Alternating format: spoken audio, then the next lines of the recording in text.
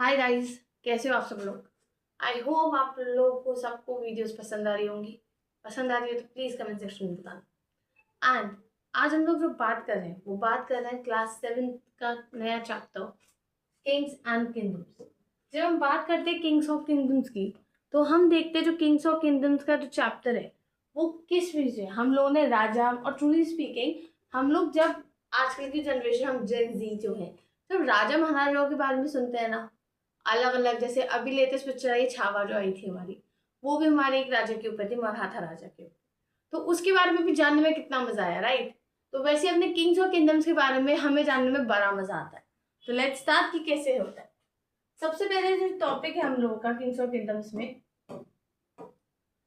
वो बात करता है नई नई डायनेस्टीज के बारे में। नई नई डायनेस्टीज इमर्ज हुई थी कब? 7th सेंचुरी में। आप लोग सेंचुरीज वर्ड बहुत सुनते हो, इसलिए ध्यान रखना, कंफ्यूजन मत होना, क्योंकि इन चीजों में यही कंफ्यूजन होता है। 7th सेंचुरी तो क्या नहीं हुई, नई नई डायनेस्टीज इमर्ज हुई, नए नए डायनेस्टी, नए नए राज्य, नए नए राजा, नए नए किंगडम्स। तो जब इमर्जेंस हुई नई डायनेस्टीज का तो क्या क्या चीजें हुई थी, तो देखो 7th सेंचुरी तक दे वर बिग लैंडलॉर्ड्स, बहुत बड़े लैंडलॉर्ड्स थे और वॉरियर्स थे चीफ के अलग अलग रीजन्स में, सब कॉन्टिनेंट के। एग्जिस्टिंग किंग्स जो थे वो ऑफन एक्नॉलेज किए जाते थे सबऑर्डिनेट या समंताज, यानी जो पुराने किंग्स थे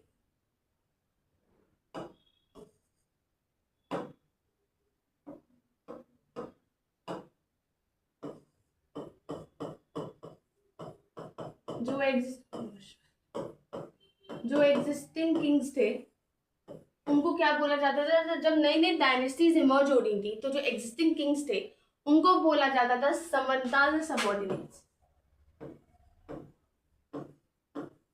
समंताज और सबऑर्डिनेट्स।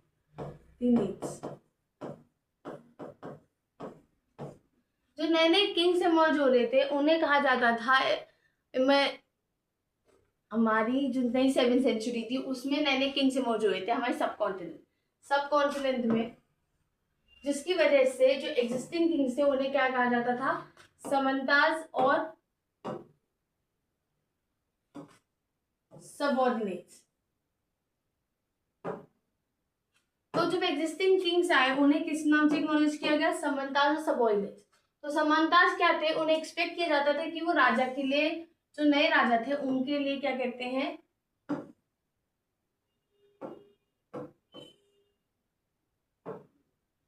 जो नए राजा थे उनके लिए गिफ्ट्स लाए। अपने जो राजा बने एग्जिस्टिंग किंग्स नहीं, ये जो समंताज थे वो किसके लिए लाए? किंग्स के लिए।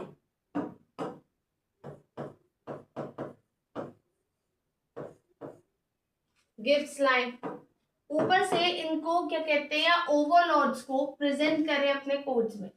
ओवरलॉर्ड्स जो होंगे वो प्रेजेंट हो कोर्ट्स में, प्रोवाइड करें उन्हें मिलिट्री सपोर्ट।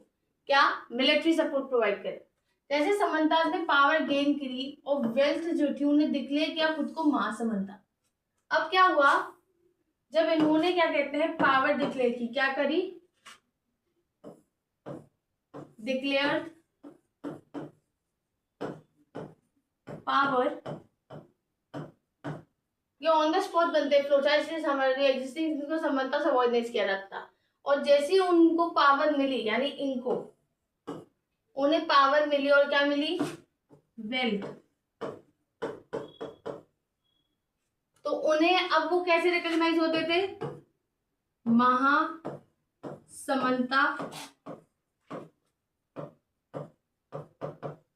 या महामंडलेश्वर। महामंडलेश्वर।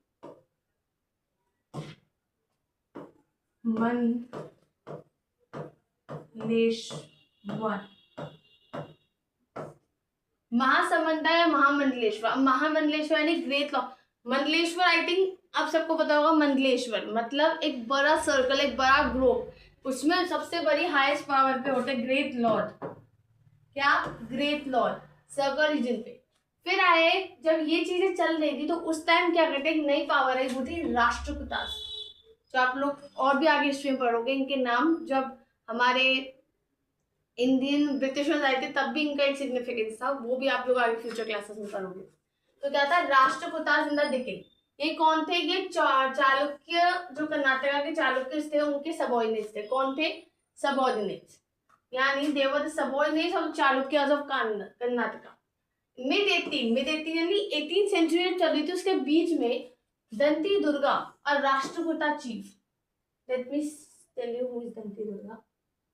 दंती दुर्गा एक राष्ट्रकूटा जो चीफ था, उसने चालुक्य के ओवरलॉर्ड, अब ओवरलॉर्ड जो थे यानी वो हायर पोजीशन में थे, उनको ओवरथ्रू कर दिया, उनको हटा दिया थ्रोन से, और परफॉर्म किया एक रिचुअल जिसे कहते हैं हिरण्य गर्भा। हिरण्य गर्भा यानी गोल्डन वॉम्ब, हिरण्य गर्भा।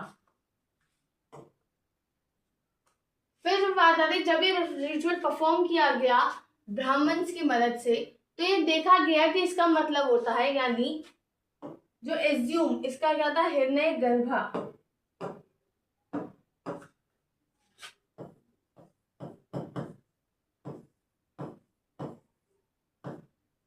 हिरण्य गर्भा जो ये रिचुअल था, इसे क्या कहा जाता था? माजा किससे परफॉर्म किया जाता था? ब्राह्मण से।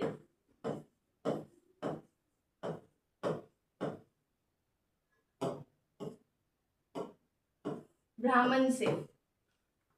अब जो ब्राह्मण थे उन्हें क्या लगता था इसके बारे में? उन्हें ये लगता था कि ये जो सेक्रीफाइस क्षत्रिय यानी रीबर्थ, मैं रीबर्थ मेन पॉइंट लिख रही हूँ,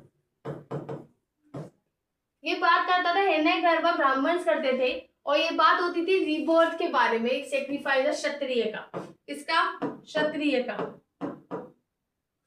इवन अगर वो उस बर्थ का है भी नहीं तब भी, मतलब जो सेक्रीफाइस हुआ था क्षत्रिय, उसका रीबर्थ होने का ब्राह्मण्स को लगता था, और उस टाइम रीबर्थ वगैरह सब बहुत ज्यादा माने जाते थे। मेन जो थे एंटरप्राइजिंग फैमिलीज के अपनी मिलिट्री स्किल्स यूज करते थे किंगडम से कार्व आउट किए जाने के लिए, किंगडम्स को कार्व आउट यानी किंगडम्स को बनाने के लिए।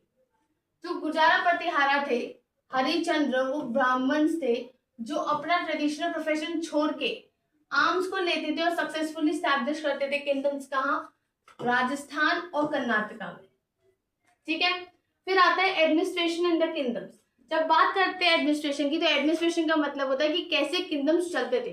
अभी हमने देखा कि किंगडम्स कैसे कैसे होते थे, कौन कौन होता था, क्या क्या चीजें होती थी। अब बात है चलते कैसे थे किंगडम्स उस टाइम पे। तो नए किंग्स जो थे अडॉप्ट करते थे हाई साउंडिंग टाइटल्स, बड़े बड़े टाइटल्स थे, जैसे महाराजा धिराज, ग्रेट किंग या overlord of kings, Tribhuvana Chakravartin, lord of three worlds. क्या? महाराजा धिराज और त्रिभुवन चक्रवर्तन।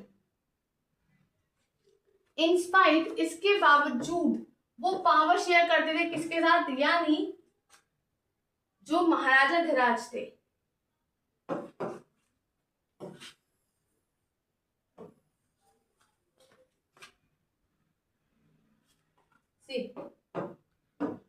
जो मैं महाराजा धिराज ले रही हूँ बिकॉज उस टाइम महाराजा धिराज बहुत चलता था। महाराजा धिराज, जो महाराजा धिराज थे, वो इतना पावरफुल होने के बावजूद वो अपनी पावर जो है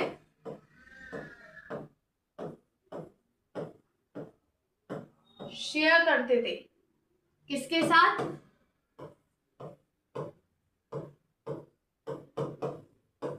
समंतास के साथ। अभी हमने समंता के बारे में पढ़ा था कि उन्हें जब पावर और वेल्थ मिली तो उन्हें महासमंता, महामंडलेश्वर कहा जाता था। तो रीजन महाराजा धिराज भी अपनी पावर शेयर, तो भाई साफ बात है, अगर किसी इंसान को पावर मिलेगी वो अपना नाम क्यों ऐसा रखेगा? वो डायरेक्ट बोलेगा I have the power, I have the right to do that, वही चीज करेगा ना। तो वही चीज हुई कि उन लोगों को महासमंता और महामंडलेश्वर महाराजा धिराज पावर शेयर करते जिसकी वजह से मिलता था। एज वेल एज और किसके साथ? एसोसिएशन ऑफ पीजेंट्स, ट्रेडर्स और ब्राह्मण्स। पीजेंट्स के एसोसिएशन, ट्रेडर्स और ब्राह्मण्स की। हर स्टेट की जो रिसोर्सेज थी वो ऑप्टिंग की जाती थी प्रोड्यूसर्स से, जो थे पीजेंट्स, कैटल कीपर्स और आर्टिसन। ये जो पीपल थे ऑफन परसुएट किए जाते, कंपेल किए जाते थे जो उन्हें प्रोड्यूस किया उसको सरेंडर करने के लिए। ठीक है, उसके बाद इन्हें क्लेम करते थे रेंट। क्या क्लेम करते थे? रेंट। किससे? लॉर्ड से, जो इज्जत करता था खुद की लैंड को। रेवेन्यू जो कलेक्ट होता था वो भी ट्रेडर्स से होता था। जो रिसोर्सेज थी वो यूज की जाती थी किंग को फाइनेंस, जो किंग स्टैब्लिश कर रहा उसको फाइनेंस करने के लिए, यानी फाइनेंशियल बैकिंग जो थी वो ये लोग प्रोवाइड करते थे। साथ के साथ जो कंस्ट्रक्शन टेम्पल्स और फोर्ट्स का हो रहा है। अब मुझे एक चीज बताओ, अगर आज कोई हमारा यहाँ कुछ मंदिर वंदिर बनवाएगा, जैसे अयोध्या बनी, राइट, अयोध्या जो बनी हम लोगों की, उसमें कितने लोगों ने कंट्रीब्यूट किया, कहाँ कहाँ से जब उद्घाटन हुआ अयोध्या का, कहाँ कहाँ से क्या क्या चीजें आई ना। तो वैसे वो सब हम लोग फाइनेंशियली हम लोग थॉटफुल बैकिंग करते हैं। हम लोगों ने बैकिंग इसलिए की क्योंकि हम लोगों को लगा ये हमारे भगवान है, अयोध्या राम जी का निवास, हम लोगों का भैया, हम लोगों के लिए सबसे बड़ी बात है, राइट।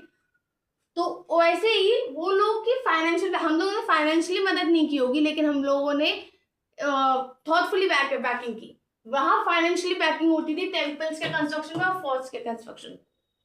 अब ये जो थे ये यूज्ड टू फाइट वॉर्स, ये क्या करते थे, लड़ाई लड़ते थे, जो in turn expect acquisition of wealth, जिसकी वजह से आप लड़ाई लड़ोगे। जैसे अभी पहलगाम अटैक चल रहा है, पहलगाम अटैक का जो इंडिया जो जवाब दे रही थी, उसमें ना कि सिर्फ हमारे बल्कि उधर साइड के भी, पाकिस्तानी साइड के भी लोग घायल हुए, साफ बात है, there is no hatred towards anyone. लेकिन एक चीज देखो, हम लोग की वेल्थ भी एक्विजिशन हुई ना, तभी बीच में जब क्या कहते हैं, हम लोगों का एक ट्रीटी ऑर्गेनाइज करने की बात थी, बैठक चल रही थी, बातचीत चल रही थी, राइट, किस चीज की बातचीत चलना। जैसे हम लोग का जब ब्रिटिशर्स आए थे तब भी गांधी जी ने बैठक की थी उनके साथ, मीटिंग गोइंग ऑन, राइट। तो वैसे क्या हुआ था कि जब लड़ाई चल रही थी, उसका रिजल्ट क्या होता था, जब भी लड़ाई चलती है एक्विजिशन ऑफ वेल्थ, क्या होता है, एक्विजिशन ऑफ वेल्थ और access to land as well as trade routes, और एक्सेस मिलता है लैंड और ट्रेड रूट्स का। जो फंक्शनरीज थी वो कलेक्ट करते थे रेवेन्यू, जो जनरली रिक्रूट किए जाते थे इन्फ्लुएंशियल फैमिलीज, पोजीशन, जो क्या है हेरिडिटरी, यानी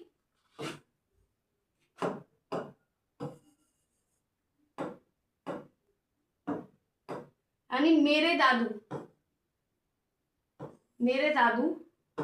मेरे पापा, फिर मेरा भाई, एंड फिर उसका बेटा, फिर उसका बेटा। तो यानी ये हेरिडिटरी चलते थे। राजा क्या होती थी ना कि जिसने स्टैब्लिश की, उसके बाद उसका बेटा, चंद्रगुप्त मौर्य देखिए, आई थिंक चंद्रनंदिनी भी ऐसे ही है, उसमें उसका पापा राजा था, फिर चंद्रगुप्त मौर्य, फिर ऐसे बिंदुसार वगैरह, ये लोग सब आए ना, बिंदुसार के बाद अशोका आया, राइट, ये लोग सब आए ना। तो वैसे हेरिडिटरी यानी राजा का, उसके बाद उसका बेटा, फिर उसका बेटा, फिर उसका बेटा, that is known as hereditary.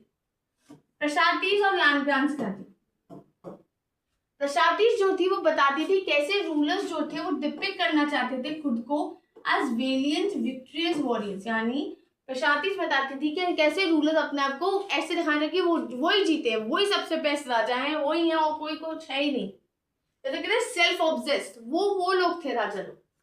वो कंपोज करते थे लर्न ब्राह्मण से, जो ओकेजनली मदद करते थे एडमिनिस्ट्रेशन, जो ओकेजनली कभी कभार कर दी मदद।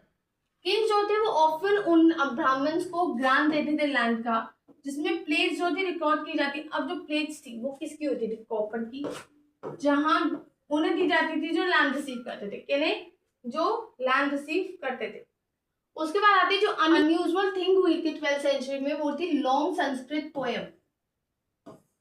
लॉन्ग संस्कृत पोएम लिखी गई थी जो कंटेन करती थी हिस्ट्री किंग्स की जो रूल करते थे कश्मीर के ऊपर, जो कंपोज किया गया था ऑथर नेम कल्हाना। किससे, कल्हाना से।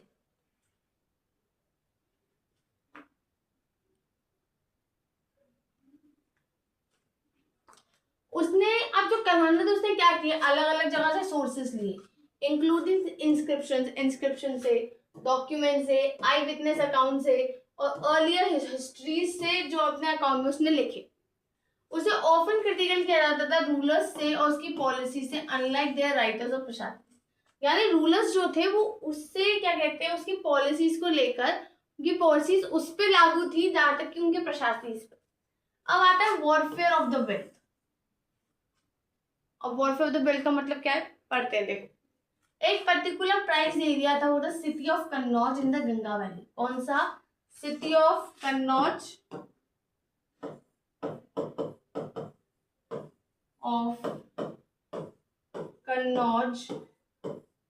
कहाँ, गंगा वैली में। अब इसका क्या सिग्निफिकेंस था वो देखते हैं। City of Kannauj Ganga valley में, तो देखो जो सेंचुरी सिटी ऑफ कन्नौज जो थी, सेंचुरीज के लिए रूलर्स जो थे वो बिलोंग करते थे, सेंचुरीज के लिए रूलर्स जो थे वो बिलोंग करते थे गुजारा पटिहारा को, राष्ट्रकूटास और पाला डायनेस्टी जो कन्नौज के कंट्रोल ले। अब जब बात आती है कन्नौज के कंट्रोल की, तो कौन कौन लड़े थे? पहले थे गुर्जारा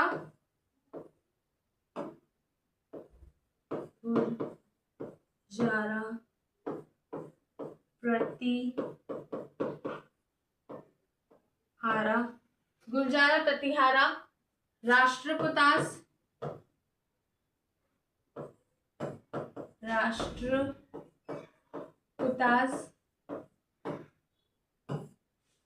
और तीसरे जो थे वो थे पाला डायनेस्टी। तो 3 लड़े थे। सिटी ऑफ कन्नौज जो गंगा वाहिनी में थे उसके लिए जो लड़े थे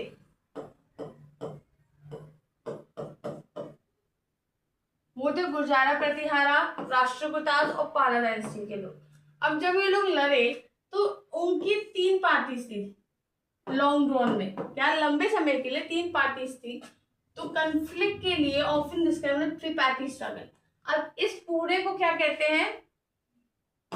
ट्रिपार्टी struggle. This full is known as tripartite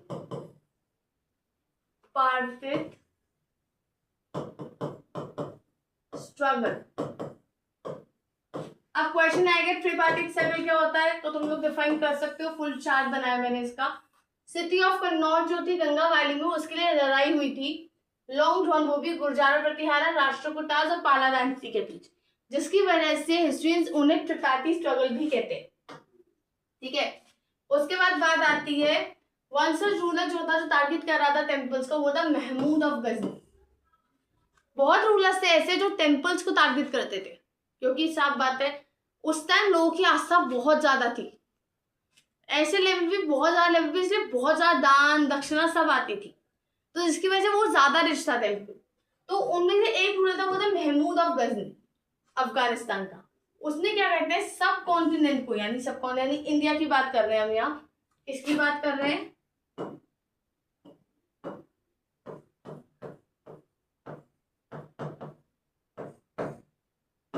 India की बात।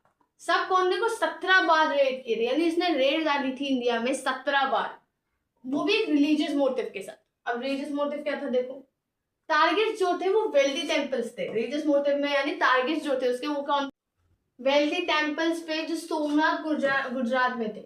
मच ऑफ द वेल्थ जो थी महमूद की, उसने कैरी अवे कर दी splendid capital city of Ghazni में। जो दूसरा किंगडम था वो था हमारा, दूसरे किंग्स जो थे वो वॉरफेयर में इंक्लूड करते थे चौहान्स, जिन्हें हम बाद में चौहान समझते थे, जो कहाँ दिल्ली और अजमेर की साइड रूल करते थे। अटेम्प्ट करना एक्सपैंड करना उनका कंट्रोल वेस्ट पे और ईस्ट में, जो जहां वो अपोज करते थे चालुक्य, गुजरात और गांधार से वेस्टर्न उत्तर प्रदेश। चामन रूलर्स जो थे पृथ्वीराज के, रूलर नेम सुल्तान थर्ड, जिसने डिफीट किया था तर्क महमूद ऑफ गोरी को, लेकिन बाद में उससे हार गया था अगले साल। चलो हमने यहां तक किया, अब हमने जो पढ़ा है पहले उसको रिवाइज करते हैं। ठीक है,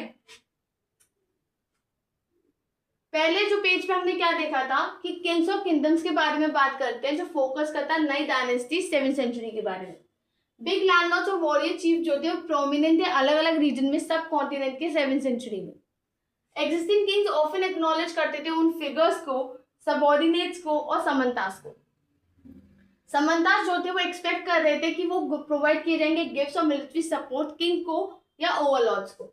समंता ने जैसी पावर गेन की, उन्हें खुद को महासमंता या महामंडलेश्वर, जो सिग्निफाई करता है ग्रेट लॉर्ड, एक सर्कल का या एक रीजन का। राष्ट्रकूटा जो थे वो इनिशियली सबऑर्डिनेट थे चालुक्य कर्नाटका के। मिडिल 18th सेंचुरी में दंती दुर्गा, एक राष्ट्रकूटा चीफ जो था, उसने ओवरथ्रो किया था चालुक्य को और परफॉर्म किया था रिचुअल जिसे कहते हैं हिरण्यगर्भा, जिसका मतलब गोल्डन बो। अगर हिरण्यगर्भा परफॉर्म किया गया ब्राह्मण्स की मदद से, ये माना जाता था कि वो रिबर्थ, यानी जो क्षत्रिय, जो उस टाइम सोल्जर था क्षत्रिय, हमने बात की थी अपने का उसकी, मैंने बताया था कि 4 टाइप्स के कास्ट सिस्टम होते थे उस टाइम, ब्राह्मण्स, क्षत्रिय, वैश्य और शूद्र। तो क्षत्रिय यानी रूलर्स होते थे। कौन होते थे? रूलर्स। तो क्षत्रिय जो थे उस टाइम तो क्षत्रिय सेक्रीफाइस हो गया, उसका रीबर्थ होगा ऐसा माना जाता था, चाहे उनका बर्थ हो या ना हो। मेन जो थे एंटरप्राइजिंग फैमिली से, वो उनकी मिलिट्री स्किल यूज करते थे किंगडम्स को स्टैब्लिश करने के लिए। गुर्जारा प्रतिहारा जो थे हरिचंद्रा, उसने ओरिजिनली एक ब्राह्मण थे, लेकिन उन्होंने ट्रेडिशनल प्रोफेशन छोड़ के आर्म्स यानी औजार लेना शुरू कर दिया और सक्सेसफुली स्टैब्लिश किया किंगडम कर्नाटक और राजस्थान में। नए किंग्स ने अडॉप्ट की हाई साउंडिंग टाइटल जैसे महाराजा धीराज और त्रिभुवन चक्रवर्ती यानी तीन वर्ल्ड का, 3 जहानों का राजा। डिस्पाइट उनके टाइटल्स के बाद किंग भी अपनी पावर शेयर करते समंतास के साथ और एसोसिएशन पीजेंट्स, ट्रेडर्स और ब्राह्मण्स के साथ। स्टेट्स ऑप्टिंग करते रिसोर्सेज प्रोड्यूसर्स के लिए, इंक्लूडिंग पीजेंट्स, कैटल कीपर्स और आर्टिसन। ये जो लोग थे ऑफन पर्सुएट किए जाते, कंपेल्ड किए जाते कि सरेंडर करेंगे पार्ट जो वो प्रोड्यूस करें। पेज 3 जो है हमने बात की थी, उसमें रिसोर्सेज जो हमने क्लेम की जाती थी वो थी रेंट के थ्रू। उस टाइम रेंट पर पहली बार इंट्रोड्यूस हुआ था, जिसकी वजह से वो अपनी ओनरशिप लैंड की ले सकते थे और रेवेन्यू जो है ट्रेडर्स से भी किया जाता था। इसमें प्रशासनिक थी, जो इंस्क्रिप्शन थी कि वो कैसे रूलर्स अपने आप को पोर्ट्रे करते, ठीक है। फिर महमूद के बारे में हमने बात की कि वो वेल्दी टेम्पल्स को सोमनाथ जो था गुजरात में उसमें करता था, है ना। So that's it for today. Subscribe the channel and press the bell icon.